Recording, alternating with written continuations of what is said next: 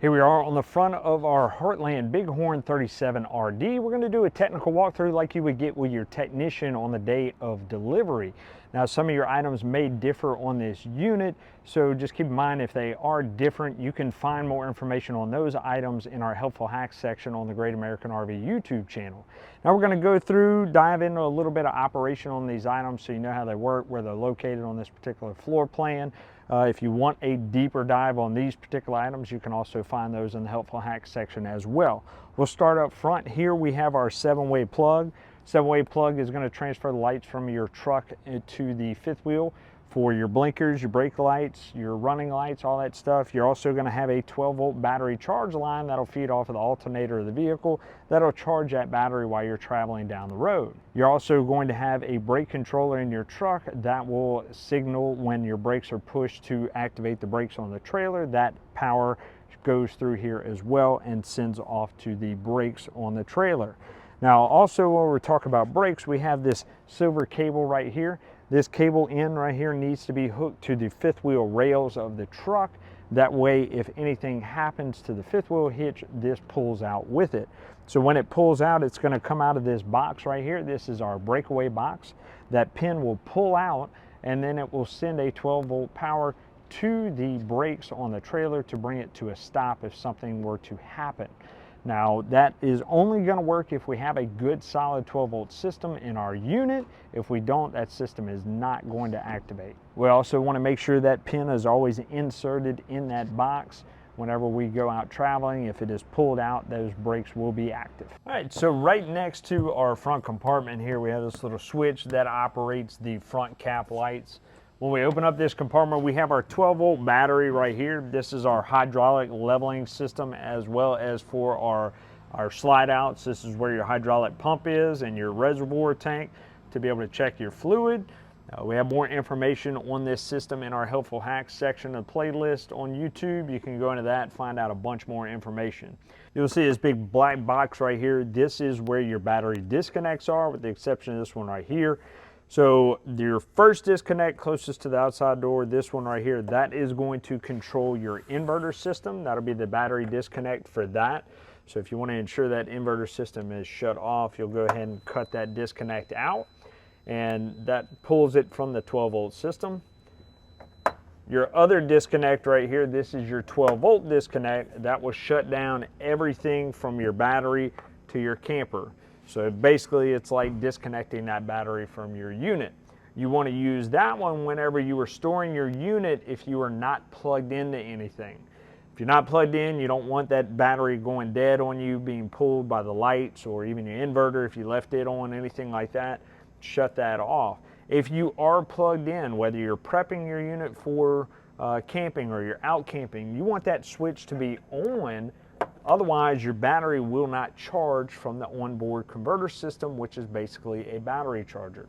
This last disconnect right here that is not on the box, that is for your solar system. So you do have solar panels and a solar controller on this unit. You'll want that disconnect on when you want to utilize that system. The converter will transfer that solar power into charging voltage for your battery, of course, whenever you have sunlight. So whenever you are storing a unit, if you are storing it unplugged and you are out in the sun, then you can turn these other two disconnects on the black box off and leave this disconnect on, and it will still send charging voltage to that battery system to charge it if you want to keep that on.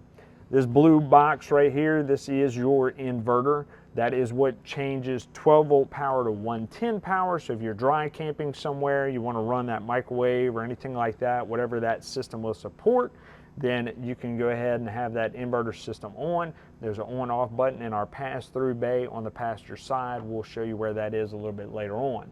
Besides that, inside this box, of course, you can see a lot of other wiring in here. Most of it is going to be for your hydraulic system and the inverter. You will have a couple of blade fuses in here for this hydraulic system, as well as a 12-volt breaker in there. Once again, more information on that in our other video for HAP's Helpful Hacks. You do have a GFCI on this inverter right here. If for whatever reason your inverter, everything's on, but you're not getting any power, you want to come over to that 110 plug right there and make sure it's not tripped.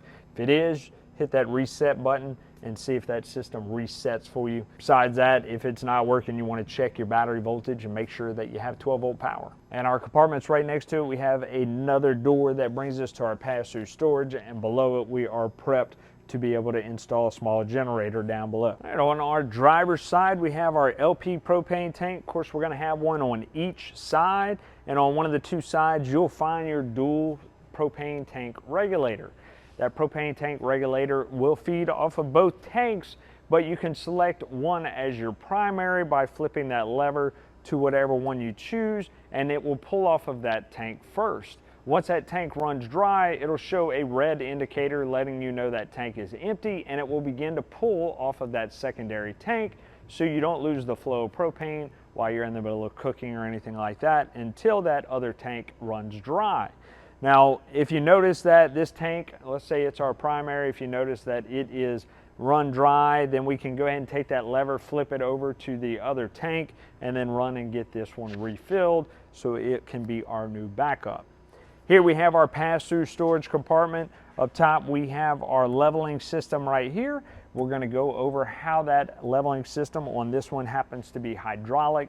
That keypad will also work for electric. We'll also cover if your unit is capable of the Bluetooth connection. You can download that One Control app and you can connect through Bluetooth as well. So we can see our electronic leveling system right here made by Lippard. If we kick it on, we can see on our main display right here, we're going to have our battery voltage. Whenever we hit our arrows, it brings us to our auto hitch height. Our auto hitch height is used after we have been camping. Basically, this will bring us back to the point that the trailer was at whenever we disconnected from our hitch on the truck, so you don't have to guess what level it needs to be at. If you want to use that feature, you just hit enter and it will begin to extend those jacks out and put it at the height that it was in before you went into that auto level. Our next one is auto retract all. We would go to that once we are hooked up to the truck. We can hit enter and it will retract all of our jacks. Now you should definitely double check your fifth wheel hitch and ensure that you are locked in before you do this, because once you pull away, all the weight and everything relies on that fifth wheel hitch at that point. So be sure you're locked in good before you hit that auto retract all. Our next one is auto retract rear. If we want to just bring up the rear jacks and leave the front landing jacks down, we can go through that. And our last one is manual level. Manual level is if we wanted to go in, hit enter, and we can see right here we have our degree marks. Now 0 is our ultimate goal. That would mean that we're level. We would use these functions right here to raise those jacks. You'll have orange lights that pop up in the corners to let you know that those are indicating the areas where it is low. So if this blinking light on the left hand side is orange, then that means that our left side is low. Same thing on the right, front, and rear. So we would just raise that until that light goes out, and eventually once we hit that 0 mark, our green light in the middle will indicate that we are leveled out. If we need to retract those jacks, we'll just hold down that retract button for just a second. Our red light will come on indicating retract, and we can hit those buttons again and it will retract those jacks. Now front will run front, rear will run rear, and then if we want to do left or right, it will do those left or right jacks. To take off that retract, you just hold that button down for a second and it will go back. Now auto retract will once again retract everything. And our next one shows us our stroke on our jacks. So the LF and RF, that's left front and right front. So this is the amount that those jacks are extended out, and they only have so much stroke on them depending on what jacks they are. So if we stroke out and we run out of jack, you will get an error letting you know out of stroke, and that means that we need to put some blocks or get on a more level area that it doesn't have any more jack left to level that system, and it will stop the auto level. Same thing, left rear, right rear for our jacks. Also on this system, right whenever you turn it on, you can get your voltage display on there. And if you want to just operate your front landing gears, you just got to the campground, you're trying to disconnect from your truck, you don't have to go into that manual mode. You can go straight into operation by hitting those front jacks right there, and that will operate the landing gears in the front. Same thing, if you want to retract them, hold down that retract for a second, and then it will operate once again just the front landing gears. From that point, you go into your auto level and allow the unit to level out. Now I want to make sure that we're not moving around in the unit while it is auto leveling. It'll take a few minutes to hit that auto level point. Once it says it's complete, then you're free to go ahead and open up your doors and get inside the unit and start setting everything up. Now in the event that you run auto level and you've done it several times and your unit just isn't leveling out properly, it might have to do with the zero on that system. Zero meaning the level, right? Just like we talked about earlier as far as in our manual level, when we hit that, what our actual level point is. So what we want to do is we turn our system off, and we can hit front and rear 10 times. 1, 2, 3, 4, 5, 6, 7, 8, 9, 10. 1, 2, 3, 4, 5, 6, 7, 8, 9, 10. And we can see we're now in our 0-point calibration. Now I know I'm going to hear people say you only have to hit it 5 times for electric and 10 times for hydraulic. I always tell people just 10 because it's the easiest way to remember which is what, right? Eventually you'll hit into the 0 point. And what we want to do now is we want to manually level out our unit. We want to get a 4-foot level, put it on the inside of our unit, and operate these jacks until that 4-foot level shows us that we are level left to right and front to back. Once it is done, we hit enter, and then we can reset our 0-point calibration. It'll go through a stability check. Once again, we don't want to move around, jump around, or anything like that. Whenever it's done, it'll beep, say success, and now you have just made a new 0 point for your system. If you have to keep changing that 0 point, resetting it, then you want to bring it into a shop, let it get looked at. That way we can see what's going on. There may be an issue with the leveling sensor in the rear, or it might have came loose. Now you do have a Bluetooth option on here. You'll find that sticker that you need with the QR code or the password and stuff right here. If not, I'll show you in the front compartment where it is. But if you scan this QR code right here, this will bring you to the App Store, and that will give you the app, whether you have an Android or Apple, and it will give you the app that you need to download for that Lippert system. I will notice here we're in our front compartment, and we have our main computer system for that auto level, and we can see on the side we have those QR codes as well as the password. We download that app, and we're going to have to put in information like our VIN number and stuff like that, and then it's going to ask to scan the QR code or enter the password and device name. And when we do that, that will connect us to that app and the app to that system and allow us to be able to control some of those features from our phone. Also in our pass-through storage, we have our Lippert Tire Link system. This is a pre-wired setup if we were to purchase that Tire Link monitor, and then it will also come with the tire sensors. We hook that system up, and we can monitor in our vehicle while we're traveling down the road what our air pressure and temperature of our tires are. We also have our control center for all of our water, our coax leads, and everything for our system. We can come over here and hook all of our stuff up. Well, let's go over the operation of that now. All right, so here we are in our control center. We have our spray port. We hook that coil quick connect in there. We'll have hot and cold water spray port accessible outside.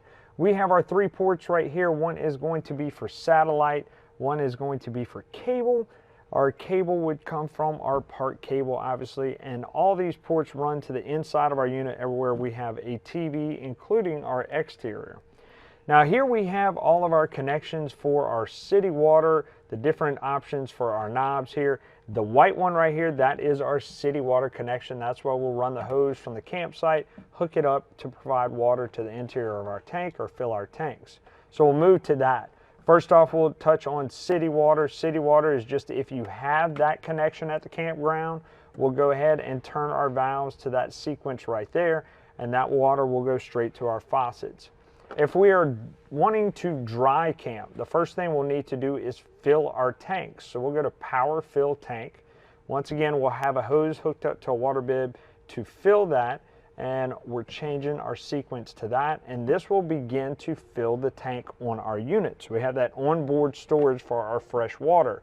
This is for if we are going to a campground or stopping anywhere on the road and we want water and we don't have a water source, we'll come and fill that tank, and then in order to use it, we'll turn to that dry camping sequence, turn those valves to that, and then we'll turn our water pump on, and it will pull from that tank and provide water to our system. Our next one is winterization. All right, so we'll turn those valves this way for winterization, And this is for when we want to winterize our unit for the winter time and protect our pipes.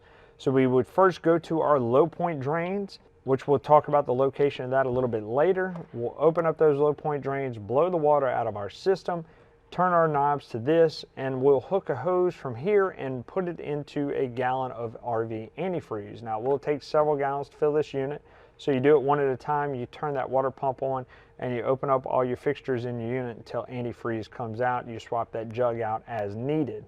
This changes that system up to pull from that antifreeze jug and fill that system. The last one is siphon sanitize via tank pump. Now that system is if you want to sanitize your tank system. Basically same concept. You're pulling from here with a mixture of water and bleach into your system if you want to sanitize it, but it goes into your fresh tank. So as we were saying, this is our city water connection. That's where you'll hook that hose up. This one is our black tank flush. This is for when we are flushing out that sewage tank. That's where you'll hook your hose up here and kick that water on to flush that tank out. We'll go over a little bit more information on that when we get to our actual black tank dump valve. So one thing to mention for our slide outs, your rear slide outs are all hydraulic. They're going to work off of that hydraulic pump system. And our front slide is a cable slide. If you want more information on that cable slide system, we do have that in our HAPS Helpful Hacks section. For our hydraulic slides, for information on overrides and stuff, you're going to want to find that hydraulic override video in our Helpful Hacks section. Moving down, we have our Furrion tankless water heater system. It'll give you never-ending hot water supplied by our propane. So it's a propane operated appliance. We'll go over the operation of that when we go inside. And here we have our Suburban furnace that'll keep us warm. And that also is another gas operated appliance. We'll cover the information on how that operates on the inside. Now behind me here, we have our tank system. So we have our output right here. This is where we'll hook that sewer hose up. And if we have a port at the campsite, then we can go ahead and run that sewer hose up over to it, and that'll be our dump station. Our valves in order to dump are actually right behind me. We see wastewater holding tank and gray tank. Those valves are down here at the bottom. You have one in the frame, that is your black tank, and the one on the pipe, that is your gray tank valve. So you have two tanks on this system, a gray and a black. And your gray tank is going to be all of your shower water, your sink water, stuff like that. Pretty fairly clean water, right? So you can leave that valve open all the time. You're not really going to have a whole lot of debris, if any, in that system unless you pour food down the sink. So that valve can stay open. That water can flow down into that septic system as needed.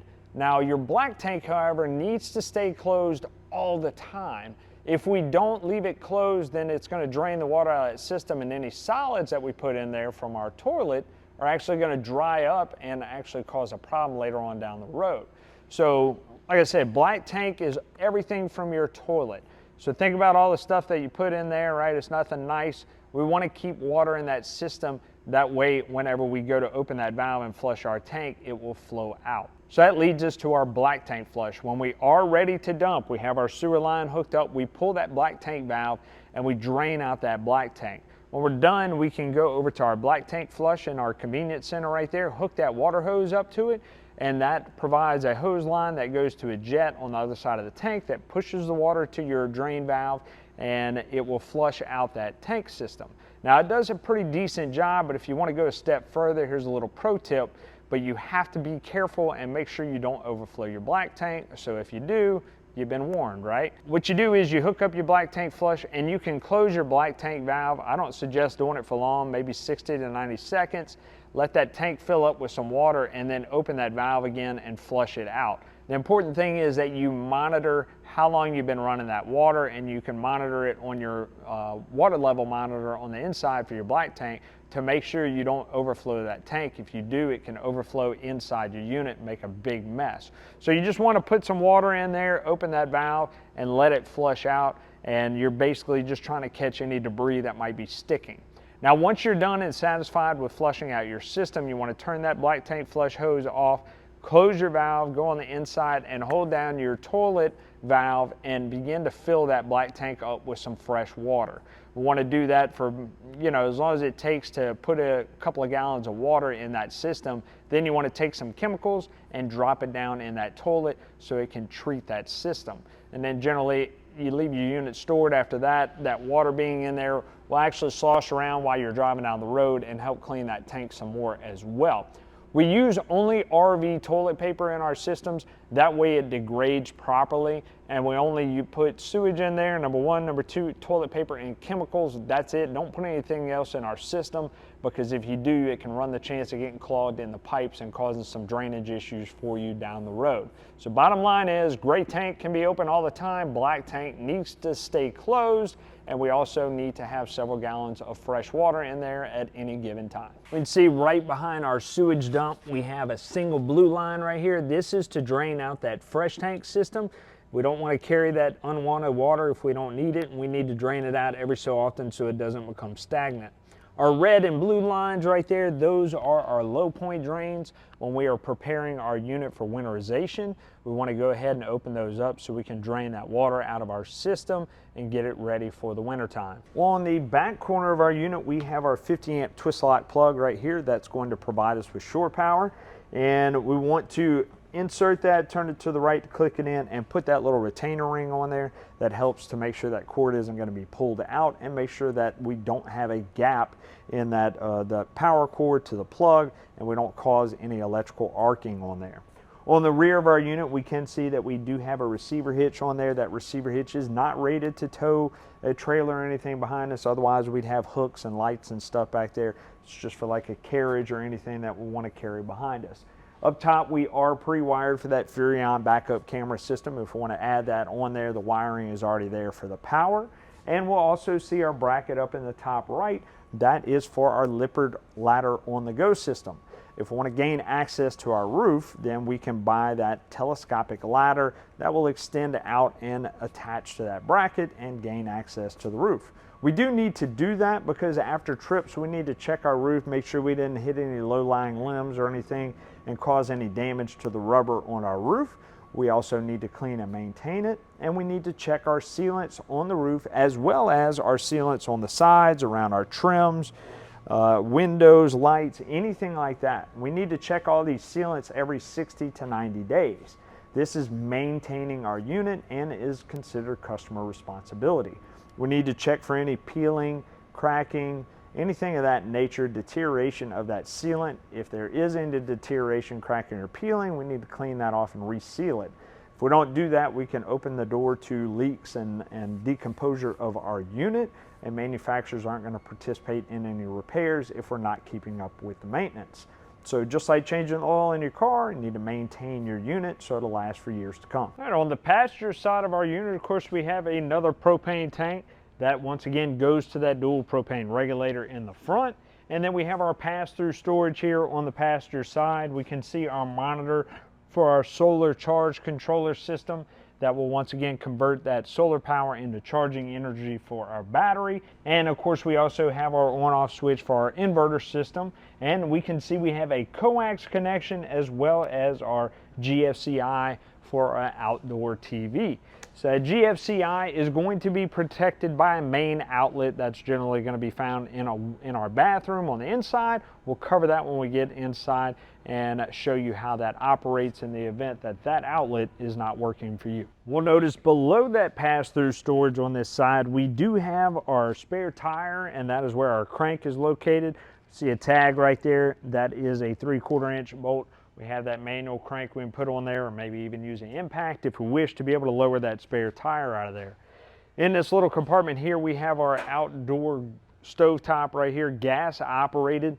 We do have a line that comes out of the bottom. This is for a quick connect. That quick connect is located on our frame right here to be able to hook up that connection and be able to pull off of our propane tanks to supply to our gas stove out here in the outdoor kitchen area. When we store that stove in that compartment, we also want to make sure that we put our little travel latches locked in so it is not bouncing around while we're traveling down the road. On our entry door, we'll notice a little bit of resistance when we open and close that door. That's these friction controlled hinges that we have on the door. That way when the wind blows, it doesn't swing that door against and hit the wall or anything like that. So you'll notice that difference on your unit. We also have our safety rail right here. This safety rail is nice, easy, and convenient. You have a little pin at the bottom when it's stored. That pin just needs to be latched in right there to pull that rail out. You pull your pin out, grab the bottom of this rail, pull out, and we'll extend it out all the way. Then we have a nice sturdy rail as we go up our unit. We can just take our pin, stick it back in there. We'll want to store that unit, pull that pin back out, and it's as simple as just pushing that rail up to restore that rail. Now our steps, we do have our solid steps right here. When we go to operate those steps, we want to make sure our entry door is all the way open, pressed against the wall. That way we don't hit the side rail of that door when we go to lift our steps. To store them, pick them up, put them in. We want to make sure that latch on the left has latched into that frame rail. Give it a little tug, make sure it's locked in, then we can close our door ready for travel. To bring them down, pull that blue lever, drop them down, once again making sure our door is all the way open so we don't catch it. And then we have our legs right here. So after we have auto leveled our unit, we want to go ahead and put our steps down. And if our steps aren't level, we want to use these silver tabs right here. And if we just push that silver tab, you can see we can adjust our legs right there in order to make our steps level on our unit.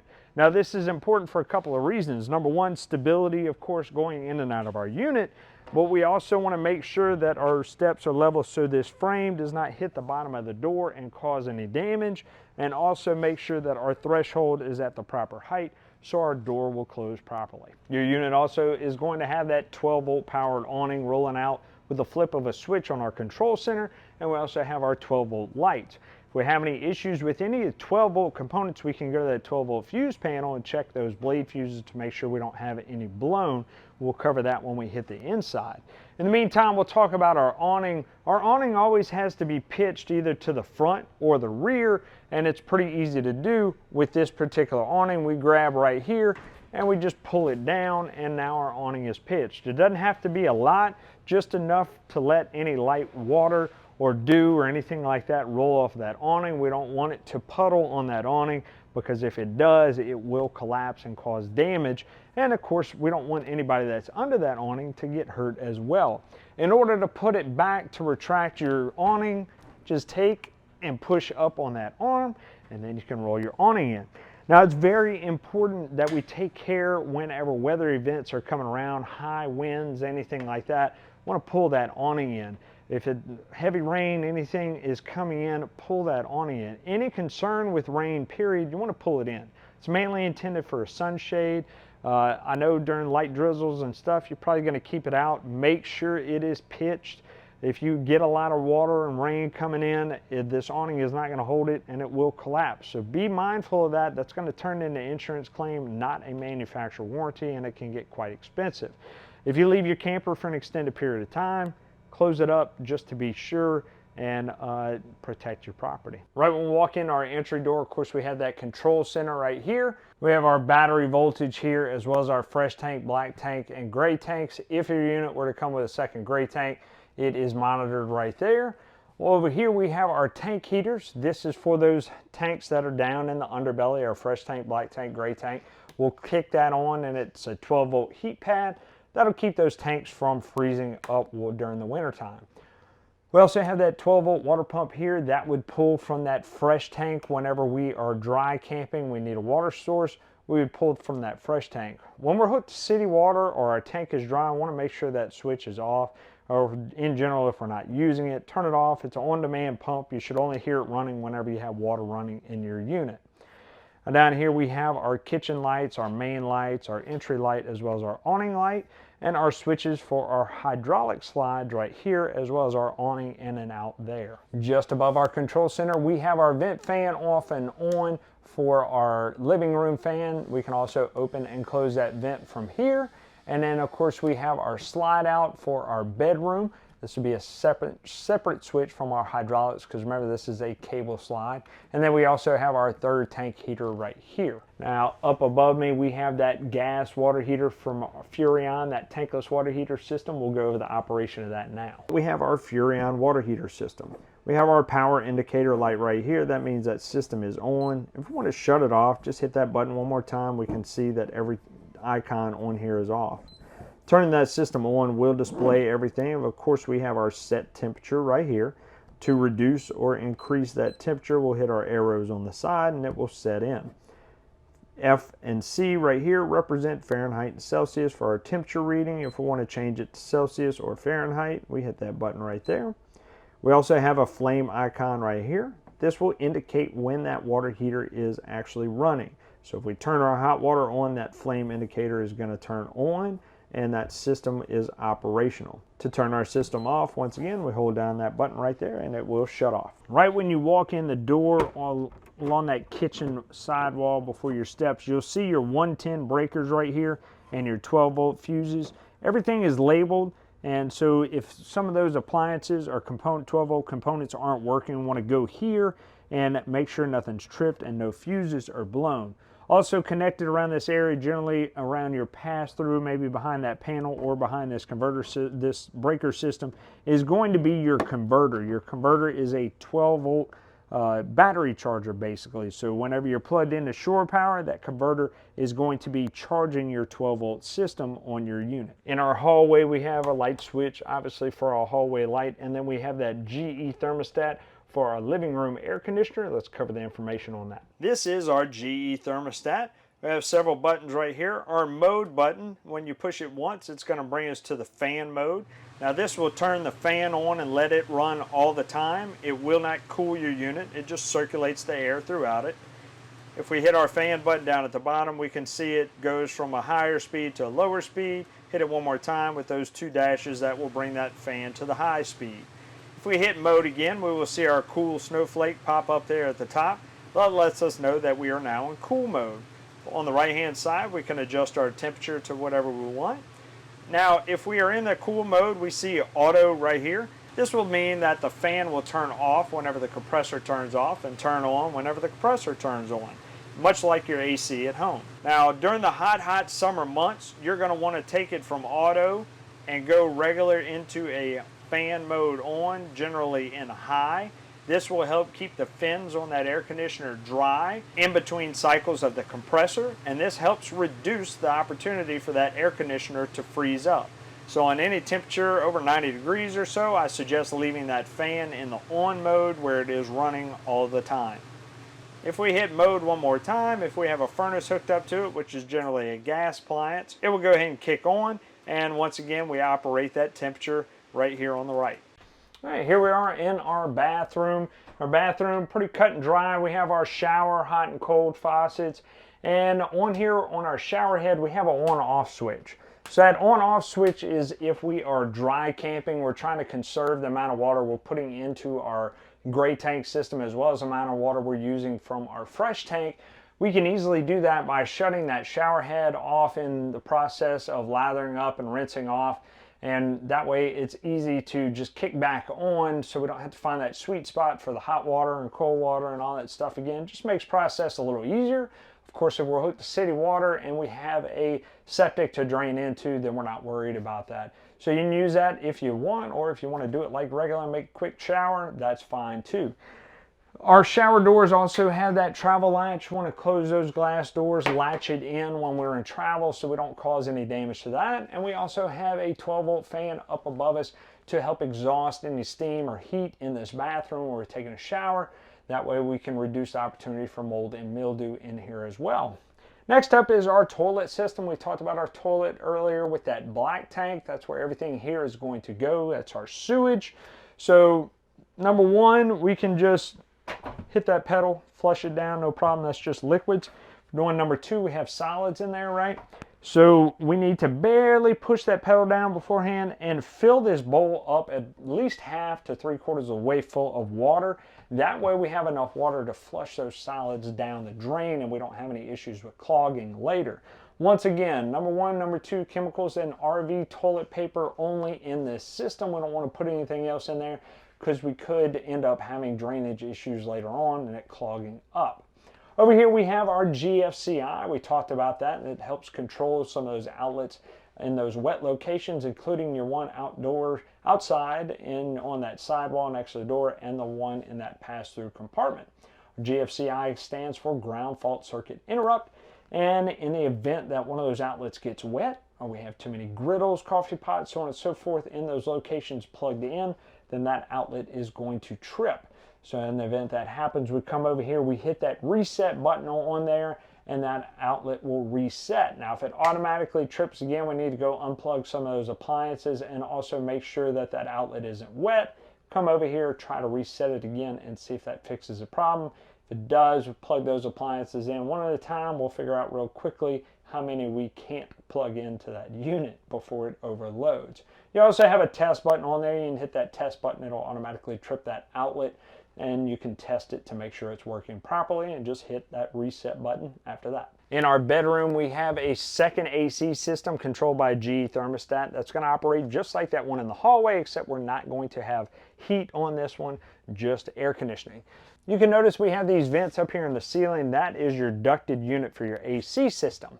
Now, this ceiling assembly, just like the one in your living room, is going to have a couple of things. You're going to have your filter on here that you need to clean on a regular basis, make sure we're not restricting airflow to our AC. And in order for air to flow out of these ducts that you have going through your unit, this vent right here needs to be closed.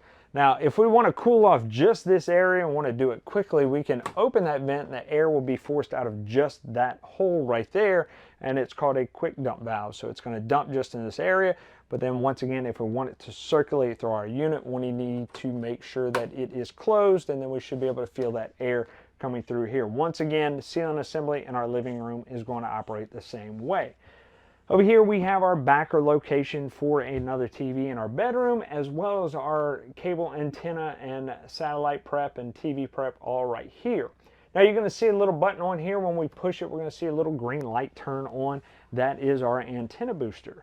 Now our antenna booster is so we can pick up more channels, more air channels in a certain area on that antenna. So when we scan for antenna channels, we want to make sure that booster button is on, so the green light is on when we scan for air channels. And when we do, it'll help pick up those channels. If we are scanning for cable channels, we need to make sure it is off. That way it doesn't scramble those channels coming in from our campground or wherever we're hooked up for cable. Now here we have our 5G LTE WineGuard gateway system. This is to help amplify any Wi-Fi signal that you might have through the campground, or you can purchase through a cellular network and have a SIM card inserted in there to have Wi-Fi with you wherever you go.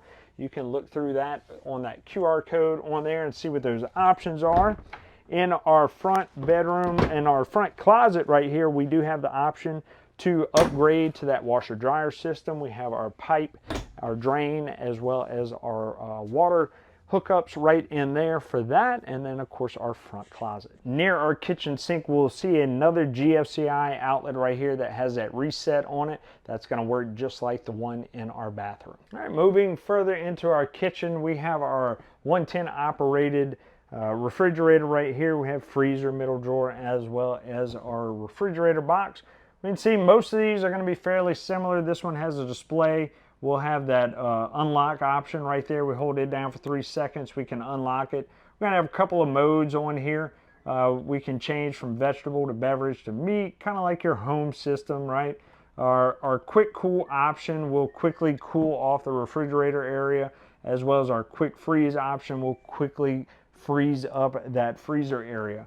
Now you have what's called the Sabbath mode. That Sabbath mode is basically a low power option. If we're trying to conserve power, let's say we're running off our inverter system, want to turn that on. That's going to assume that you're not going to be in and out of your refrigerator, so it's going to reduce the work of that compressor system. That way it doesn't eat up the voltage on our battery.